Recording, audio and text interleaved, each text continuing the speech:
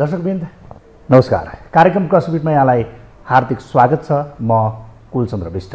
यहाँहरूलाई अवगतै छ, हामी हरेक अङ्गमा फरक विषयवस्तु र फरक अतिथिका साथमा उपस्थित हुने गर्छौँ। नेपाली समाज यौनका विषयमा त्यति उदार छैन। यौनका विषय बहस गर्नु छाडा कर्मका रूपमा हेरिन्छ भने त्यसमा यस्ता सार्वजनिक सञ्चार माध्यमहरू पनि त्यति अघि छैनन्। समाजको कुरा गर्दा त त्यो धेरै पछाडि छ। यसलाई मध्यनजर गरेर केही गैर सरकारी संस्थाहरू, केही व्यक्तिहरू र केही सरकारी पक्षहरूबाट पनि केही कामहरू हुँदै आएका छन्। त्यसमा पनि यौन रोग, यौनसँग सम्बन्धित विषय र होलिस्टिकमा समग्रमा यौनको विषय फरक हो भन्ने खालका कन्सेप्टहरू पनि छन्। यी विविध पक्षमा आज हामी कुराकानी गर्दैछौँ। विशेषतः नेपाली समाजमा यौनको सचेतताको अवस्थाका विषयमा केन्द्रित भएर कुराकानी गर्दैछौँ। त्यसका लागि आज हाम्रो स्टुडियोमा अतिथिका रूपमा उपस्थित हुनुहुन्छ डाक्टर सुबोध पोखरेल, जो यौन विशेषज्ञ हुनुहुन्छ। डाक्टर साहब, यहाँलाई कार्यक्रममा स्वागत छ। धन्यवाद। अब मैले तपाईँको यो परिचय दिने क्रममा भने यौन विशेषज्ञ भनेर, हजुर, अहिले हामीले अस्पतालहरूमा जाने हो भने यौन रोगसँग सम्बन्धित प्रश्नहरू उठ्यो भने हामीले भेट्ने हो भने यौन रोग विशेषज्ञलाई भेट्छौँ। हजुर चाहिँ यौन विशेषज्ञ लेखिन्छ।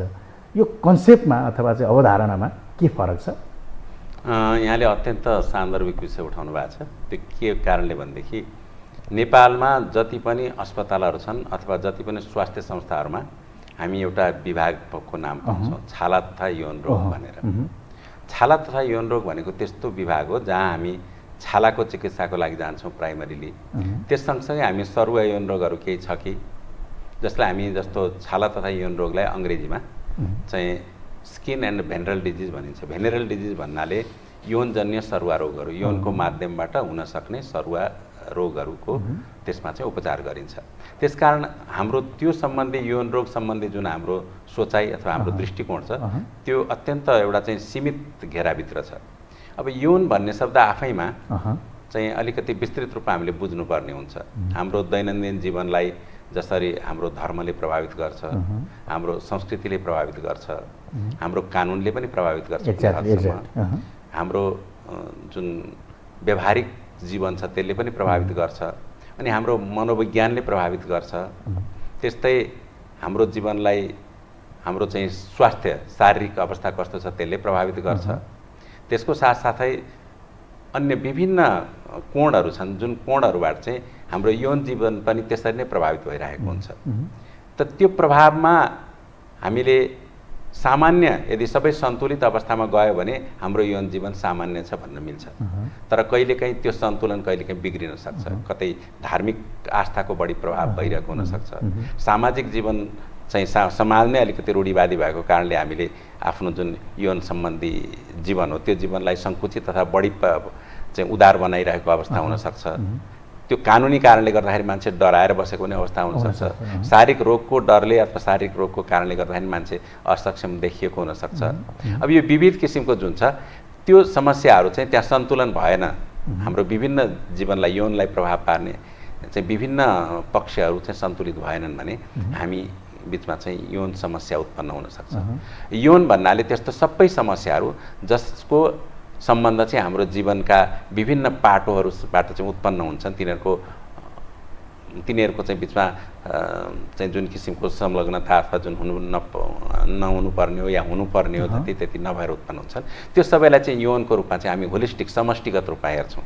यौन विशेषज्ञ भनेको त्यो हेर्ने व्यक्ति हो। यौन रोग भन्नाले चाहिँ चिनिएको बुझेको सरुवा यौन रोगहरूलाई चाहिँ छाला तथा यौन विशेषज्ञले हिजोदेखि हेर्दै आएको अथवा कतिपय व्यक्तिहरूलाई मूत्र प्रणाली यो चाहिँ को रोग हो भन्ने पनि धारणा विकास गरेर बसेको हुन्छन्। त्यस्तो मात्रै हो। त्यसो भए यौन र समाज चाहिँ बढी जोडिने भयो। तपाईँले भन्नुभयो त्यो सामाजिक परिस्थितिको कुरा, संस्कृतिको कुरा, कानुनी कुरा, यावत कुराहरू होइन। अब अहिले पछिल्लो समय हेर्ने भन्दा तपाईँको वैदेशिक रोजगारको कुराले पनि यौनमा बढी प्रभावित गरेको छ। त्यो चाहिँ यावत पक्षहरू, विवाहेतर सम्बन्धका कुरा पनि यहीसँग जोडिएर आउने कुरा भए, सामाजिक विखण्डनका कुराहरू पनि यहीसँग जोडेर आउने भए। हाम्रो नेपाली समाज र यौनलाई चाहिँ तपाईँ यति वर्षको अभ्यासबाट कसरी हेर्नुहुन्छ? अब मैले यौन विशेषज्ञको रूपमा काम गर्न थालेको करिब 25 देखि 30 वर्षको अन्तराल भयो। त्यो बिचमा मेरो आफ्नै पनि बुझाइ र सोचाइमा व्यापक परिवर्तन आउँदै गयो। किनभने जतिखेर म यौन विशेषज्ञ रूपमा भर्खर काम गर्न सुरु गरेको थिएँ, आफूलाई म चिकित्सक त थिएँ नै। अब त्यसपछि मैले म चाहिँ यौनको क्षेत्रमा काम गर्छु भनेर जब म लागेँ, त्यतिखेर मसँग पनि दक्षता सीमित थियो। अर्थात् मैले एउटा सर्ट टर्म कोर्स लिएर मैले यौन विशेषज्ञको हैसियतले काम गर्न थालेको थिएँ। यद्यपि त्योभन्दा अगाडि मैले सामान्य चिकित्सकको हैसियतले काम गरेको अनुभव थियो। तर त्यसपछि मैले बिस्तारै आफ्नो क्षेत्रमा कार्यरत हुँदाहुँदै विभिन्न अन्तर्राष्ट्रिय संस्थाहरूबाट, सरकारी गैर सरकारी संस्थाहरूबाट विभिन्न किसिमको तालिमहरू लिँदै गएँ, अध्ययनहरू गर्दै गएँ। त्यस क्रममा मैले south Asia institute of human sexuality, जो पाकिस्तानमा जसको हेडक्वार्टर छ, र त्यसको सम्बन्ध चाहिँ एकाडेमी फर सेक्सोलोजी साउथ अफ्रिकासँग छ। आइएसएसएम भन्ने international society for sexual medicine भन्ने संस्था छ। डब्लुएएस भन्ने चाहिँ world association for sexual health भन्ने संस्था छ। त्योहरूद्वारा मान्यता प्राप्त मैले मास्टर गरेँ, एमफिल गरेँ, त्यसपछि डक्टरेट इन ह्युमन सेक्सुअलिटी गरेँ। यथार्थमा मानवीय यौनिकता चाहिँ अहिले सही नाम हो, जुन हामी यौनको हामी त्यहाँ अध्ययन गर्ने र यौनको चाहिँ बारेमा रिसर्च गर्ने र यौन सम्बन्धी समस्याहरूलाई केलाएर त्यसको चाहिँ पाटो छुट्याएर त्यसको समाधान खोज्ने जुन हामी प्रयास गर्छौँ, त्यो प्रयास गर्ने चाहिँ त्यो विधाको नाम चाहिँ, त्यो विद्याको नाम चाहिँ मानवीय यौनिकता, मानिसको समग्र यौनिकतालाई अध्ययन गर्ने विषय हो। अब यहाँले त नेपालको सन्दर्भमा सोध्नुभयो, त नेपालमा पनि त्यस्तै मानिसहरूको सोचमा बिस्तारै बिस्तारै परिवर्तन आउँदै गएको छ। केही त भन्न सकिन्छ के भने कतिपय संसारका अन्य देशहरूभन्दा नेपालको सोचमा विगत केही वर्षहरूमा, विगत केही दशकहरूमा निश्चित रूपमा उन्नति भएको छ। सँगसँगै तर हाम्रो समाजमा जति रहेका, यहाँले जस्तो वैदेशिक रोजगारको कुरा भन्नु, त्यो त एउटा पक्ष भयो, तर त्यो महत्त्वपूर्ण पक्ष हो। त्यस्ता धेरै पक्षहरू छन् जसले गर्दाखेरि यौन सम्बन्धी सोचमा कतै उन्नति भए जस्तो लाग्छ भने अर्कोतिर चाहिँ तपाईँले सामाजिक सञ्जालहरूमा जस्तो युट्युबमा अथवा फेसबुकमै पनि पेजहरूमा खोज्नुभयो, तपाईँले टाइप गरेर भने यौनका कुरा हामी बडो उदार भएर र यौन सम्बन्धी समस्याहरूको जानकारी दिने उद्देश्यले मैले एउटा किताबै लेखेको छु, यौनका कुरा भन्ने, हालसालै प्रकाशित भएको छ त्यो। त्यस्तै अब हामीले एउटा टिभी च्यानलमा हामीले एउटा प्रोग्राम 4-5 वर्ष चलायौँ, हामीले स्पोन्सर गऱ्यौँ। त्यो कार्यक्रममा हामी गेस्टको रूपमा बोलाइन्थ्यौँ। हामीले त्यस माध्यमबाट जनतासँग प्रत्यक्ष रूपमा सम्पर्क राखेर यौन सम्बन्धी समस्याको जवाफ दिने, त्यसलाई केलाउन खोज्ने, त्यसको बाटो देखाउने कामहरू गऱ्यौँ। तर त्यो नाउँबाट तपाईँले यस्तो साइटहरू पनि पाउनुहुन्छ जो हेर्न पनि सकिँदैन, यति उच्छृङ्खल र उत्ताउलो खालका त्यस्ता अन्य थुप्रै साइटहरू पाइन्छन्। र कतिपय साइटहरू कसरी चलेको होलान्, तिनीहरूलाई किन कसैले रिपोर्ट गर्दैन, किन बन्द हुँदैन भन्ने सोच्नुपर्ने छ भने हाम्रो साइट यौनका कुरालाई हेर्ने दृष्टिकोण कतिपय मान्छेहरूमा अहिले पनि फेरि यो अत्यन्त एउटा चाहिँ प्रशिक्षित व्यक्तिहरूले त्यसैमा रिसर्च गरिरहेको व्यक्तिले चलाएको साइट हो। तर त्यसमा र हाम्रो बिचमा के फरक भन्ने कुरो कहिलेको बुझ्न गाह्रो हुन्छ। त्यो स्थिति पनि देखिन्छ। अब यो बढी बुझेर हो वा नबुझेर हो, त्यो अलिकति भन्न अप्ठ्यारो छ। नेपाली समाजले चाहिँ यौनिकतालाई चाहिँ कसरी बुझ्छ? यौनिकतालाई अब नेपाली समाजमा अहिले तपाईँलाई बडो राम्रो कुरा भन्नुभयो। त्यो यौनिकताको बारेमा अहिले जस्तो हामी कहाँ चलचित्रहरू बन्न थालेका छन्। हामीले हाम्रो नेपालको संविधान 2072, जब म पनि संविधान सभा सदस्य थिएँ, हजुर, त हामीले नेपालमा यस्तो संविधान बनायौँ जसले यौनिक अल्पसङ्ख्यकहरूलाई, लैङ्गिक अल्पसङ्ख्यकहरूलाई उनीहरूलाई दिनुपर्ने उचित स्थान दिने खालको मार्गदर्शन गर्दछ। अब संविधानमा बनाएको कुराहरू त कानुनमा त्यो प्रतिबिम्बित हुनुपर्छ, कानुनबाट फेरि नियमावलीहरूमा जान्छ, त्यसपछि प्रतिबिम्बित हुने हो। तर हामीले एउटा बाटो ढोका खोलेको छौँ, ठुलै ढोका खोलेको छ।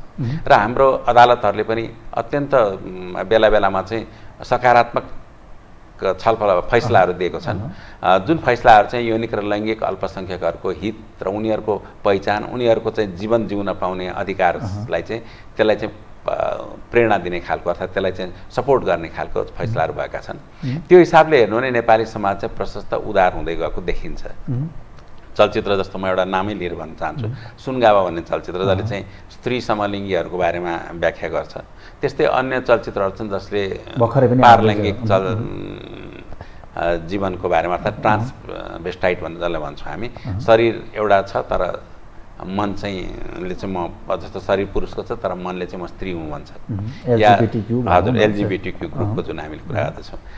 त एलजिबिटिक्यू ग्रुपको पनि अहिले चाहिँ जुन किसिमको नेपाललाई चाहिँ राम्रोसँग लिएको, त्यो विषयलाई बुझेको, त्यसको चाहिँ प्रतिबिम्ब चाहिँ संविधानमा, कानुनमा अनि मिडियाहरूमा पनि परेको त्यो अवस्थाको रूपमा हामी चाहिँ चित्रण गरिन्छ। अब त्यस कारणले नेपाललाई असाध्यै पछाडि परेको मुलुक यो विषयमा भन्न मिलिहाल्दैन। तर पनि सामान्य जनतालाई तल तलसम्म मास बेसमा गाउँघरसम्म टोल छिमेकसम्म कति उदार छ त भन्ने कुरालाई चाहिँ हामीले अलिक गहिरिएरै अध्ययन गर्नुपर्ने हुन्छ। यस सम्बन्धी विभिन्न रिसर्चहरू पनि भएको छन्। यद्यपि जे कुराहरू कानुनमा प्रतिबिम्बित हुन्छन्, जे कुराहरू तपाईँको मिडियाहरूले प्रसारण गर्छन्, तिनीहरूले दीर्घकालमा कतै न कतै राम्रो सकारात्मक प्रभाव लिएर आउँछन् भन्ने आशा गर्न सकिन्छ। अब यो यौनिकता भन्दा अलिक बृहत विषयको होइन, त्यसमा पनि जोडेर आउने अघि तपाईँले भन्नुभयो कतिपय पेजहरू र तपाईँहरूले चलाएका वेबसाइट पेजहरूमा के फरक छ भनेर छुट्याउनै नसक्ने अवस्था पनि छ भन्नुभयो। उदारताको कुरा गर्ने हो भने अहिले नेपाली समाज विखण्डित हुने एउटा कारण अब उदार कसरी भन्ने, जबकि विवाहेतर सम्बन्ध प्रमुख सम्बन्ध छ भनेर भन्छ। म पनि एउटा समाजशास्त्रको विद्यार्थी होइन, त्यो अध्ययन गर्दै गर्दा त्यो सम्बन्ध सबैभन्दा बढी देखिन्छ र त्यसमा सबैभन्दा बढी वैदेशिक रोजगारी जोडिन्छ। अर्थात् यौनिकता अथवा यौनका कुरा भन्ने बित्तिकै त्यो यौन जीवनसँग चाहिँ बढी जोडिँदै आएको छ र त्यसलाई त्यसरी नै हामीले बहस तर्क अथवा चर्चा परिचर्चा गर्दै आएका छौँ। र जब यौन भन्ने शब्द जोडिन्छ नि, यसलाई चाहिँ यो बहस गर्ने विषय नै होइन, यो चाहिँ छाडा विषय हो। यसले चाहिँ समाजलाई अझ उशृङ्खल बनाउँछ। त्यो हामीले जुन एउटा घेरा बनाएर समाजलाई राखेका छौँ त्यो चाहिँ तोडिन्छ भनिन्छ कि यो खालको सोच चाहिँ को दोष छ यसमा? त अब हामीले गर्न नसकेका हो कि अथवा हाम्रो समाज चाहिँ तपाईँले भने जस्तो केही उदार चाहिँ भएको हो तर चाहिए जति उदार नभएको हो कि कसरी हेर्नुहुन्छ? अब जुन यौनको कुरा छलफल गर्न उचित होइन, छलफल गर्दाखेरि छाडा हुन्छ भन्ने कुरा जुन यहाँले भन्नुभयो त्यो मान्यता छ।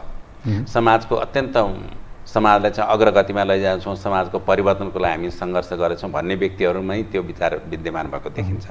तर एउटा कुरा हामीले के बुझ्नु जरुरी छ भने यौनको बारेमा हामी जति सकारात्मक बहसहरू चलाउँदैनौँ त्यति झन् यौन चाहिँ बढी सुसुप्त र अत्यन्त लुकेको विषयको रूपमा रहन्छ र त्यसले झन् छाडा हुने अथवा त्यसले चाहिँ झन् एउटा चाहिँ विभत्स रूप ग्रहण गर्ने, उच्छृङ्खल रूप ग्रहण गर्ने र त्यो प्रकट नहुने तर प्रकट भयो भने त्यसको चाहिँ अत्यन्त अग्ली अर्थात् ठुलो प्रभाव, ठुलो माने भनौँ न विभत्स रूपमा चाहिँ प्रस्तुत हुने अवस्था आउँछ। त्यस कारणले जति यौनको बारेमा हामी स्वच्छ छलफलहरू गर्छौँ, यौनको बारेमा छलफल भनेको व्यक्तिको एकान्त यौन जीवनको बारेमा अथवा त्यसको छलफल त गर्ने होइन नि। यौन भनेको यौनको प्रभावहरू के छन्, त्यसमा आउने समस्याहरू के छन्, जो कि प्रत्येक व्यक्तिलाई भइरहेको हुन्छ, जेनरल मान्छेलाई भइरहेको हुन्छ, कहिले विशिष्ट समस्याहरू पनि देखिन्छन्। तिनीहरूको बारेमा हामीले जति छलफल गर्यो त्यति यौन भनेको त ट्याबु कुरा होइन रहेछ, यो त लुकाएर बस्ने कुरा होइन रहेछ, यो आफू प्रकट हुने कुरा रहेछ। र जहाँ मलाई अप्ठ्यारो छ, मैले नाक कान आँखा घाँटीको हामी केही समस्या आयो भने त हामी गएर चिकित्सकमा भन्छौँ अथवा त्यसबारेमा त हामी पढ्छौँ। त्यस्तै यौन भन्ने विषय पनि मैले लिएर चिकित्सकमा जान कुनै अप्ठ्यारो कुरो भएन। शरीरमा विभिन्न अङ्गहरूको असन्तुलन हुनसक्छ, मानसिक असन्तुलन हुनसक्छ भने यौन सम्बन्धी असन्तुलन अथवा विचलन अथवा कुनै किसिमको समस्याको बारेमा मैले खुलेर छलफल गर्नुपर्छ। सबभन्दा पहिला त आफ्नै दम्पति अथवा आफ्नो चाहिँ यौन साथीहरूको बारेमा छलफलको बिचमा छलफल हुनुपर्छ। जस्तो तपाईँलाई म यो जुन भन्नुभयो नि समस्या वैदेशिक रोजगारको अघिदेखि हामी आइरहेको छौँ, त्यसमा म दुई किसिमको समस्या बताउन चाहन्छु। एउटा त वैदेशिक रोजगारमा जान चाहने मान्छेहरूलाई पहिले टेस्ट गराइन्छ, विभिन्न रगतका टेस्टहरू गराइन्छ, जसमध्ये यौन रोगहरू सर्व यौन रोगहरू छ कि भनेर टेस्ट गराइन्छ। अब म तपाईँलाई त्यही भन्छु, छाला सम्बन्धी यौनकै कुरा गर्ने भने मान्छेमा लेप्रोसी अथवा कुष्ठरोग छ भने त्यो छोएर मात्रै सर्न सक्छ, अथवा अन्य पनि कुनै सरुवा रोगहरू कुनै पनि किसिमको सरुवा रोग छ भने त्यो एकअर्कासँग नजिक बस्दा पनि श्वास प्रश्वासको माध्यमबाट पनि सर्न सक्छ, सँगैको एउटै भाँडाबाट खायो भने पनि सर्न सक्छ। तर यौनजन्य सरुवा रोगहरू यस्तो छन् जो यौन जीवनबाट मात्रै सर्छन् धेरै जसो। कुनै कुनै यौनजन्य सङ्क्रमणहरू छन् जो कि अहिले तिनीहरूको नाम पुष्टि भइसकेका छैन, तर त्यो सङ्क्रमणहरू भनेको जतिखेर पनि हुन सक्ने भयो, पानीबाट, तेलबाट, सामान्य सम्पर्कबाट। तर यौन रोग भनेर जुन हामीले अघि नै भन्ने छाला तथा यौन रोग विशेषज्ञहरू उपचार गर्दै आएका सर्व यौन रोगहरू छन्, त्यो जुन रोगहरू छन् त्यो रोगहरू त यौन सम्पर्कबाट मात्रै सर्ने कुरा भयो नि, सम्भोगको माध्यमबाट मात्रै सम्पर्क सर्ने कुरा भयो। अब त्यो सर्ने रोगहरूलाई चाहिँ हामी त्यहाँ चाहिँ एउटा जस्तो म तपाईँलाई उदाहरण दिन्छु, सिफिलिस भन्ने रोगको टेस्ट हुन्छ जसलाई VDRL venereal disease research laboratory test भनिन्छ, त्यससँग एउटा टेस्ट गरिन्छ TPHA भन्ने टेस्ट। अब भेनरल डिजिज रिसर्च ल्याबोरेटरी टेस्टले त्यो व्यक्तिमा सिफिलिस रोग अर्थात् ट्रिपोनमा प्यारिडम भन्ने एउटा कीटाणु हुन्छ ब्याक्टेरिया, त्यसले गराउने रोग हो।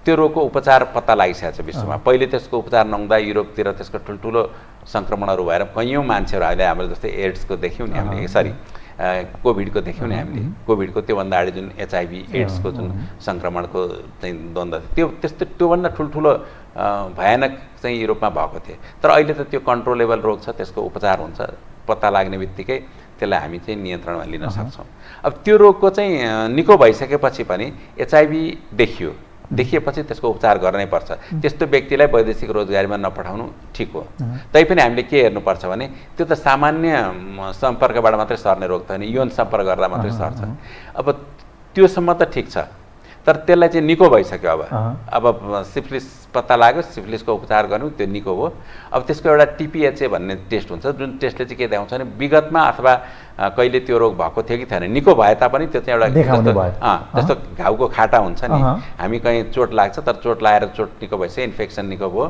घाउ पनि निको भयो अनि तर त्यसमा अलिकति खाटा बस्छ नि त त्यो खाटाको आधारमा भने जस्तै हामीले TPHA पोजिटिभ भएको आधारमा VDRL नेगेटिभ भए पनि त्यसलाई विदेश जान रोकिरहेको अवस्था हुन्छ यो नबुझेर हो नि यसको बारेमा जानकारी हाम्रो समाजमा हाम्रो जसले पठाउने हुने विदेशमा बुझेर अथवा नबुझेर त्यसमा कैयौँ मान्छेहरू बारम्बार 10 ठाउँमा जचाउने थुप्रै पैसा खर्च गरेर बसेको त्यस्तो मान्छेहरू मैले भेटेको छु नम्बर 1 दोस्रो कुरा यहाँले जुन भन्नुभयो अर्को पक्ष यो त क्लिनिकल सेक्सोलोजीको पक्ष भयो अब म अर्को पक्ष यहाँले जुन समाजशास्त्री एन्थ्रोपोलोजिस्टको हैसियतले भन्नुभयो समाजमा विदेशमा चाहिँ श्रीमान जान्छ अथवा श्रीमती त्यहाँनिर काम गर्न जान्छ लामो समयसम्म अलग अलग बस्नुपर्छ नेपालमा त्यसको एउटा दम्पतिमध्ये एउटा बस्छ उहाँ विदेशमा अर्को छ त्यसपछि उनीहरूले कति समयसम्म त आपसमा फोनमा कुरा गरेर अथवा भिडियो चल्छ साइबर चाहिँ जुन एक्टिभिटीबाट चाहिँ उनीहरूले चाहिँ आफ्नो प्रेम जनाउने गर्छन् तर त्यो कतिसम्म मानिसको एउटा सीमा हुन्छ मानिसको यौन जीवन उसको उमेरअनुसार उसको सक्रिय शारीरिक हर्मोनहरू रागरसहरूको कारणले पनि एक्टिभ भइरहेको हुन्छ अनि उता एउटा सम्पर्क हुनसक्छ त्यस्तो थुप्रै देखिएको छ महिला उता बस्ने महिला पनि कहिलेकाहीँ सम्पर्कमा आउन सक्छन् या पुताहरूसँग पुरुष सम्पर्कमा आउन सक्छ त्यसले गर्दाखेरि यहाँ मान्छेहरूको चाहिँ पारिवारिक जीवन नै विचलन भएको कतिपय व्यक्तिहरू यहाँ पैसा कमाएर त्यहाँ पठाइरहेछ घर बनाउँदै होला जग्गा किन्दै होला अथवा मेरो मान्छेले चाहिँ उहाँ चाहिँ पढ्दै होला पढाउँदै होला भनेर तर यहाँ हेर्दाखेरि केही पनि छैन त्यस्तो स्थिति चाहिँ प्रशस्त आएको देखिन्छ मैले लेखेको एउटा सृष्टिको रोमान्स भन्ने किताब योभन्दा अगाडि प्रकाशित भएको थियो त्यो किताबमा चाहिँ मैले यस्तो समस्याको बारेमा एउटा च्याप्टर नै लेखेको छु जोगीको भटभटेमा भोगीको डेरासम्म भन्ने त्यो शीर्षक छ त्यसको अब त्यसमा त्यो एउटा पक्ष अर्को समाजशास्त्रीय पक्ष यहाँले भन्नुभयो त्यसबाहेक अन्य विभिन्न व्यवहारिक यौनका पक्षहरू छन् जस्तो कोही व्यक्तिले त्यहाँनिर अब उसले चाहिँ आफ्नो जीवन साथी अथवा यौन साथी आफूसँग नभएको कारणले गर्दाखेरि उसले के खोज्छ भनेदेखि उसले यौन आफ्नो चाहिँ चाहनालाई चाहिँ कुनै न कुनै तरिकाले अभिव्यक्त गर्न खोज्छ त्यो क्रममा ऊ कहिलेकाहीँ यो चाहिँ रोग सर्न सक्ने प्रस्टिट्युसन अर्थात् यौनकर्मी प्रस्टिट्युटहरू यौनकर्मीहरूको सम्पर्कमा आउन सकेको आएको देखेका छौँ हामीले कतिपय अवस्थामा चाहिँ ऊ चाहिँ विक्षिप्त जस्तो भएर आफूलाई उसको चाहिँ स्वप्न दोष हुनसक्छ उसलाई उसको चाहिँ यौन साथी छैन पार्टनर छैन ऊ कुनै रोग सर्ने ठाउँमा यो यौनकर्मीहरूसँग जान पनि उसलाई मनले दिएको छैन तर उसमा चाहिँ शारीरिक उसबाट चाहिँ उसको शारीरिक चाहनाबाट यौन उत्तेजना हुन्छ उत्तेजना भइसकेपछि सुत्दाखेरि कहिलेकाहीँ जुन वीर्य जम्मा भएर त्यो वीर्य चाहिँ आफै निष्कासनको बाटो खोल्छ अथवा कति व्यक्तिहरूले चाहिँ हस्तमैथुनलाई चाहिँ स्वाभाविक जुन बाटो हो त्यो बाटोबाट त्यसलाई शान्त गर्ने प्रयास गरिरहेका हुन्छन् अब त्यो प्रयासबाट उनीहरूलाई के फिल हुन्छ ओहो मैले त गल्ती गरिरहेको छु एकातिर त्यो व्यवहार गर्न बाध्य हुन्छन् व्यवहारिक जीवनमा त्यसलाई अपनाउन बाध्य हुन्छन् त्यो साधनहरूलाई त्यो उपायहरूलाई अर्कोतिर गएर चाहिँ उनीहरू हो मैले त ठुलो गल्ती पो गरेँ म त सायद यौन रूपमा रोगी छु बढी यौन चाहना मलाई भएको हो कि अथवा मेरो यौन चाहनाको चाहिँ जुन प्रस्तुतिकरण छ त्यो नै गल्ती हो कि भनेर उनीहरू चाहिँ एकदम भित्रभित्र चाहिँ आफ्नो भित्रभित्रै मनमा ग्लानीले ग्रस्त भइरहेको हुन्छ त्यो क्रममा उनीहरूले अरू समस्या पनि थपिँदै गर्छ कहिलेकाहीँ अन्डकोष दुखे जस्तो कहिलेकाहीँ लिङ्गमा दुखे जस्तो दुख्न पनि सक्छ फेरि अब त्यो साँच्चै दुखे पनि हुनसक्छ या दुखे जस्तो लाग्न सक्छ त्यो समस्याहरू लिएर प्रशस्त व्यक्तिहरू मसँग अब मेरो उहाँले कतैबाट थाहा पाउनुहुन्छ नम्बरहरू त्यसपछि मसँग वाट्सएपको माध्यमबाट मेसेन्जरको माध्यमबाट मसँग सम्पर्कमा आउन चाहनुहुन्छ र त्यो कुरालाई खुलेर कसरी समाधान गरिदियोस् भन्ने चाहनुहुन्छ अब मलाई पनि के बाध्य छ भने कहिलेकाहीँ परिवारसँग बसेर आउँछु कहिलेकाहीँ यसरी कार्यक्रममा गएर आउँछु कहिलेकाहीँ क्लिनिकमा बसेर आउँछु हरेकचोटि हरेक व्यक्तिसँग त्यसरी नै पुरा विस्तृत रूपमा चाहिँ छलफल गरेर नै समय नभए हुनसक्छ। त्यस कारणले मलाई के लाग्छ भने यो विषयहरूमा गम्भीर भएर हामीले छलफल गर्नु जरुरी छ। मैले एउटा पक्षको जस्तो यहाँले उठाउनु भएको जीवनको पक्ष यो रोजगारी वैदेशिक रोजगारीको के भूमिका छ भने यसमा अझ पनि अन्य समस्याहरू छन्। मैले केही पाठ उदाहरण के प्रतिनिधि घटना मात्रै। त्यसो भन्दा हामी चाहिँ अब जस्तो तपाईँले भन्यो नि जसरी हामीलाई आँखामा समस्या आयो भने हामी उपचार गर्न सक्छौँ। अब यौन जीवनसँग सम्बन्धित कुरा अथवा यौन विशेषज्ञको रूपमा तपाईँसँग मैले कुरा गर्दै गर्दा तपाईँसँग सोध्दै गर्दा यो त केवल यो शारीरिक पाटो मात्रै पनि जोडिएन अथवा बिरामी भएर अस्पताल जाने पाटो मात्रै पनि जोडिएन। यसमा त सामाजिक परिवेशको कुरा, त्यसले उत्पन्न गर्ने सोचाइको कुरा, तपाईँको सामाजिकीकरणबाट प्राप्त चाहिँ जुन अवस्था छ त्यसको कुरा भयो। हामी किन छलफल गरिरहेका छौँ? हामी कहाँ चुकिरहेका छौँ? त्यसो भए यसमा सरकार पक्षबाट प्रयास पर्याप्त भएको छ कि छैन होइन? अब तपाईँहरू जस्तो जो गर्दै हुनुहुन्छ तपाईँहरू पनि अब एउटा निश्चित समूहले गरेकोलाई त्यति बृहत लान नसक्ने अर्को समस्या हुनसक्छ। कहाँनिर समस्या छ जस्तो लाग्छ तपाईँले? अब सरकारी पक्षलाई अब अहिलेको जुन किसिमको हाम्रो देशको अर्थतन्त्र छ, अब हामी समाजवाद उन्मुख अर्थतन्त्रको कुरा हामीले संविधानमा गरेका छौँ।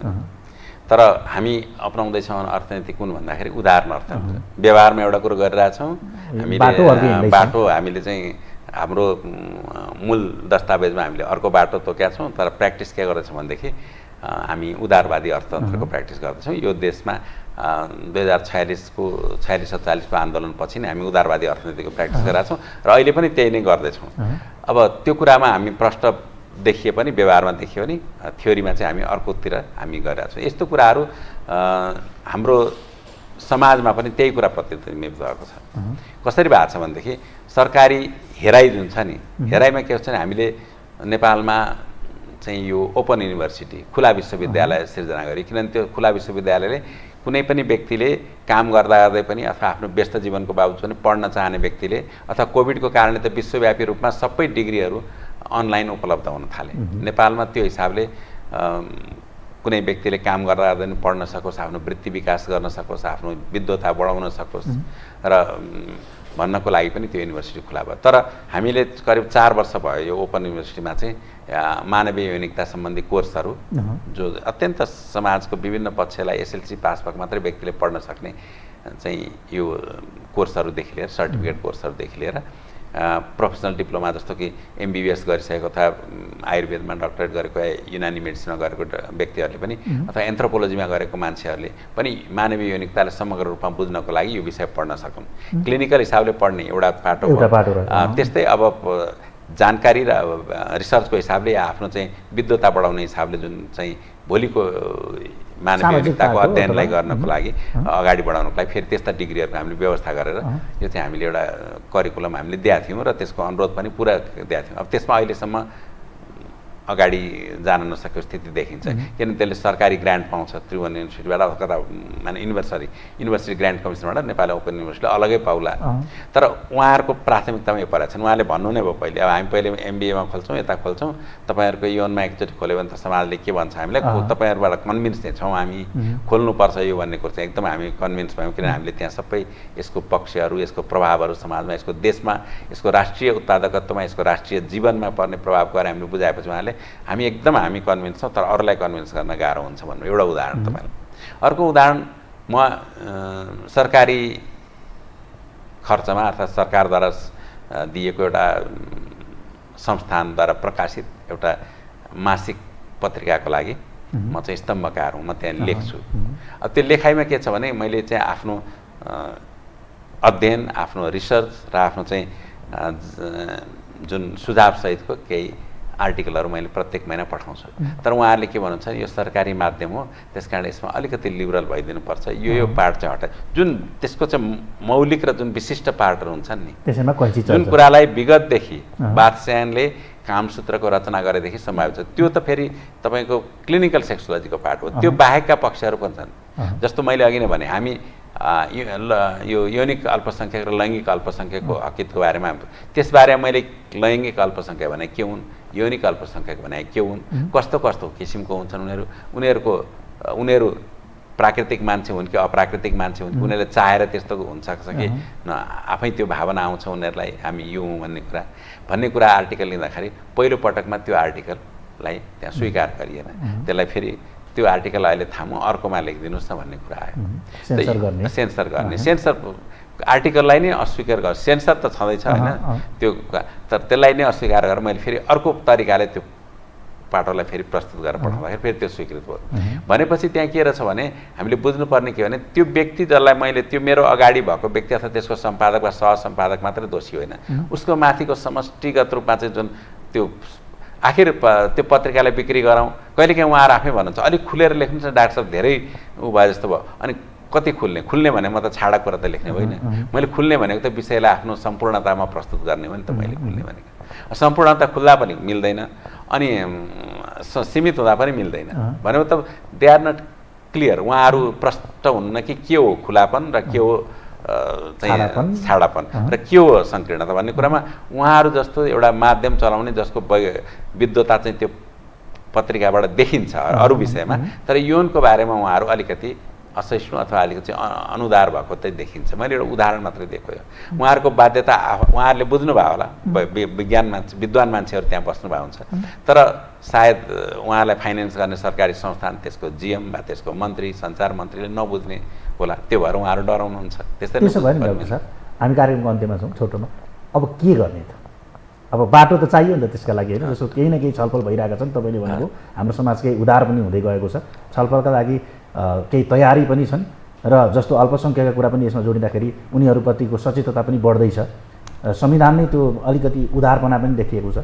अब के गर्ने त? त्यति हुँदाहुँदै पनि केही सङ्कीर्णता र यसलाई कुम्च्याउन खोज्ने कुरा भइरहेको छ। त्यसको अर्को खतरा पक्ष भने चाहिँ विस्फोट भयो भने नराम्रोसँग हुनसक्छ भन्नुभयो। विकल्प के अथवा समाधान के हो? अब समाधानको कुरो गऱ्यो भने त समाधान एउटा सूत्र अथवा एउटा बाणले अथवा रामबाण भन्ने हुँदैन, त्यो त अनगोइङ प्रोसेस हो, भने त निरन्तर चलिरहने प्रक्रिया हो, जसको माध्यमबाट हामीले चाहिँ एउटा यौनको हिसाबले, यौनिकताको हिसाबले हामी चाहिँ एउटा समग्रमा एउटा शान्तिपूर्ण र अत्यन्त व्यवस्थित समाजको हामी परिकल्पना गर्न सक्छौँ। त्यो गर्नको लागि हामीले सबभन्दा पहिले त यौन शिक्षाको आवश्यकता छ। मानवीय यौनिकता मैले भने यो विषय र सेक्सोलोजी र ह्युमन सेक्सुअलिटीमा के फरक छ? सेक्सोलोजी भनेको क्लिनिकल सेक्सोलोजी भयो, जहाँ देखिएका समस्याहरूलाई हामीले रोगको रूपमा चाहिँ परिभाषित गरेर हामी अगाडि बढ्छौँ, र मानवीय यौनिकता भनेको यस्तो विषय हो जहाँ रोगको मात्रै छलफल हुँदैन, जहाँ चाहिँ विभिन्न प्रभावहरू, कारक तत्त्वहरूको बारेमा छलफल हुन्छ र राम्रो हाम्रो यौन जीवनलाई अझ उन्नत र अझ चाहिँ सबैलाई उपयुक्त कसरी बनाउने भन्ने बारेमा छलफल हुन्छ। भइरहेकै स्वास्थ्यलाई पनि कसरी राम्रो बनाउने भन्ने एउटा कुरा हुन्छ, र एउटा त रोगलाई कसरी निवारण गर्ने भन्ने कुरा हुन्छ। यो कुरा के हो त भन्ने कुरा हामीले बुझाउन सक्नु पर्यो। त्यसको लागि हामीले मास बेससम्म जानु जरुरी छ, जसमा अहिले पालिकाहरू छन् देशभरि। हामीले 3 तहको सरकारको परिकल्पना गरेको छौँ र त्यसलाई हामीले अभ्यासमा ल्याएको छौँ। अब त्यसमा सबभन्दा तल जनताको नजिक बस्ने कुन त भन्दाखेरि पालिकाहरू, गाउँपालिका, नगरपालिकाहरू, त्यसका वडा तहहरू। अहिले शिक्षाको जिम्मेवारी पनि एउटा माध्यमिक शिक्षासम्मको जिम्मेवारी स्थानीय तहहरूलाई दिएको अवस्था छ। त स्थानीय तहहरूलाई यस सम्बन्धी नीति कार्यान्वयन गर्नको लागि स्वतन्त्र पनि छोडिदिनु पर्यो र केही कुराहरू उनीहरूमाथि चाहिँ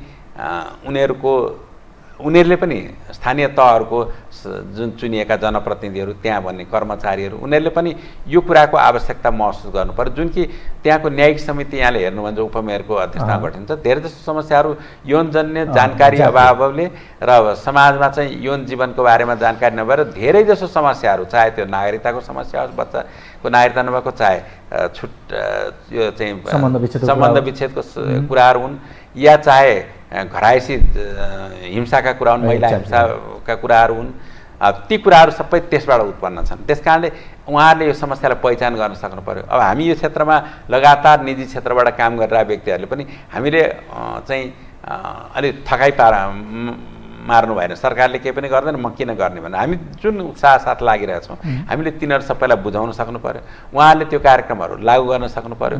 हाम्रा प्रकाशनहरू, हाम्रा पुस्तकहरू, हाम्रा कुराहरू जुन समाजको जुन तबकाको लागि लेखिएको त्यसलाई उपयुक्त हुन्छन् भने त्यसलाई उहाँहरूले वितरण गर्न सक्नु पर्यो, पुर्याउन सक्नु पर्यो होइन। त्यसो गर्नुभयो भनेदेखि र हामीले पनि समाजको विभिन्न अङ्गहरूमा गएर चाहिँ हामीले सहकार्य गर्दै, जस्तो लैङ्गिक अल्पसङ्ख्यक र यौनिक अल्पसङ्ख्यकहरूलाई काम गर्ने केही संस्थाहरू छन् जो मलाई थाहा छ, मैले उनीहरूसँग सहयोग लिनु पर्यो। त्यो त मेरो मानवीय यौनिकताको अध्ययन मात्रै एउटा सानो पाटो मात्रै हो, तर उहाँहरूको समष्टि त्यही हो। त्यस कारणले मभन्दा कतिपय त्यस विषयमा उहाँहरू बढी जान्नुहुन्छ।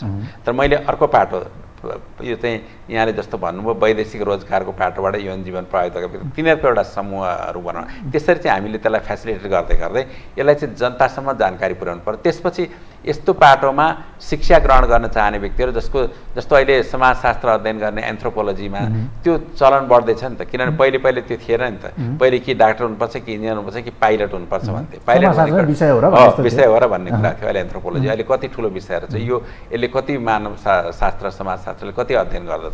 यस्तै गरी हामीले यो विषयलाई चाहिँ बुझाउनु पर्यो र त्यसमा शिक्षा दिने भयो। सबभन्दा हामीले इन्स्टिट्युट खोल्न चाहेको कारण के भने यो शिक्षाको पाटो सुरु हुनु पर्यो। मैले किताब अहिलेसम्म सृष्टिको रोमान्स यौनका कुरा जो भर्खरै प्रकाशित भएको छ, अब यहाँ धेरैले मलाई यो पनि सल्लाह दिनु के भन्नु भने तपाईँले यौनका कुरा नराखेर मनका कुरा राखे भए किताब मान्छेलाई किन्न सजिलो हुन्थ्यो।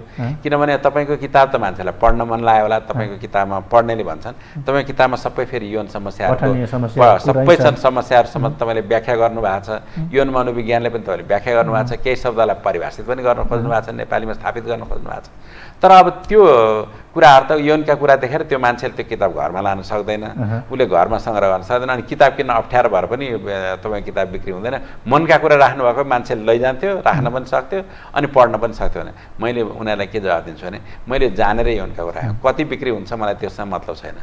यौनका कुरा के भने यौनको कुरा, यौनलाई चिन्नु पऱ्यो नि त पहिले। मैले लेख्न खोजेको यौनका म मनका कुरा लेखेँ भने त म उपन्यास लेखे पनि भयो। सिधै मैले एउटा चाहिँ मदन पुरस्कार प्राप्त हुने उपन्यास लेख्ने भनेर योजना सुरु गरे पनि त भयो नि। मैले गर्न खोजेको त्यो होइन। मैले यौनलाई चाहिँ सही तरिकाले बुझ्ने कसरी भन्ने कुरा चाहिँ र त्यसलाई परिभाषित गर्नको लागि मैले किताब निकालेँ, भाष्य निर्माण गर्न खोजेँ। मैले सृष्टिको रोमान्स भन्ने किताब निकालेँ। रोमान्स शब्द त्यहाँनिर कति सुटेबल भयो भएन थाहा छैन, तर त्यो किताबको अत्यधिक बिक्री वितरण भयो, पढे मान्छेहरूले।